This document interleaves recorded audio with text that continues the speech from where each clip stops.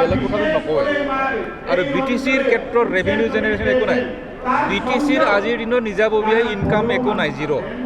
আগ্ৰামাৰ দিনৰ land revenue আৰম্ভ কৰক নাইবা ফৰেষ্ট ডিপাৰ্টমেণ্টে কওক, সেই ৰেভিনিউবিলাক BTCত জমা হৈছে।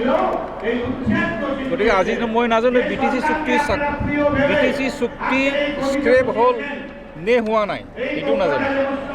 গতিকে এই বিষয়ত আমি স্পষ্ট নহওঁ। মাত্ৰ BTR একৰ চুক্তি স্বাক্ষৰিত হৈছিলে, মেমৰেণ্ডাম অফ আণ্ডাৰষ্টেণ্ডিং। গতিকে BTCৰ বিষয়ে একো কোৱা নাই। কেতিয়াবা প্ৰয়োজন হ'লে শুনা পাওঁ যে BTC একৰ চুক্তিমতে BTCৰ অঞ্চলত বসবাস কৰা যিসকল বসবাস কৰি আছে সেইসকলে BTCৰ বাসিন্দা বুলি কয়, মোৰ বৰ ডাঙৰীয়াই সুবিধা লৈ পেলাই। গতিকে বাকী মই বৰ বিশেষ নাজানো। মাজতে অলপমান আঁতৰত আছিলোঁ এনে এক্টিভ পলিটিক্সৰ পৰা। গতিকে এতিয়া আকৌ ৰাইজৰ আহ্বান আৰু BPFৰ আগৰ সতীৰ্থসকলে আহ্বান জনাইছে যে একেলগে কাম কৰোঁ, যি হৈ গ'ল হৈ গ'ল।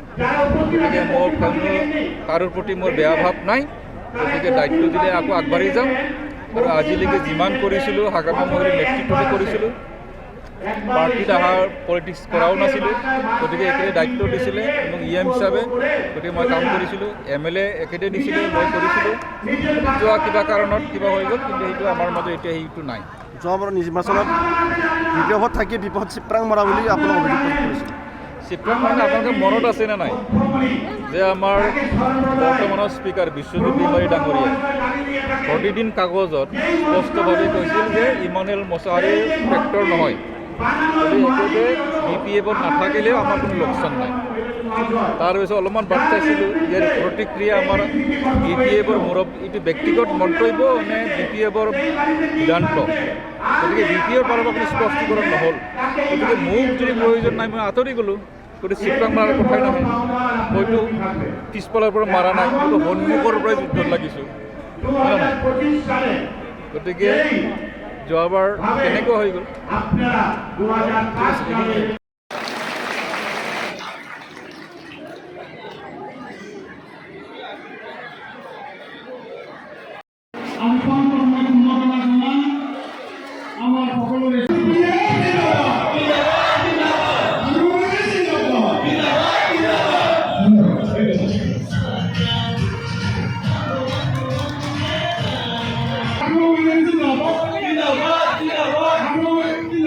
জিন্দাবাদ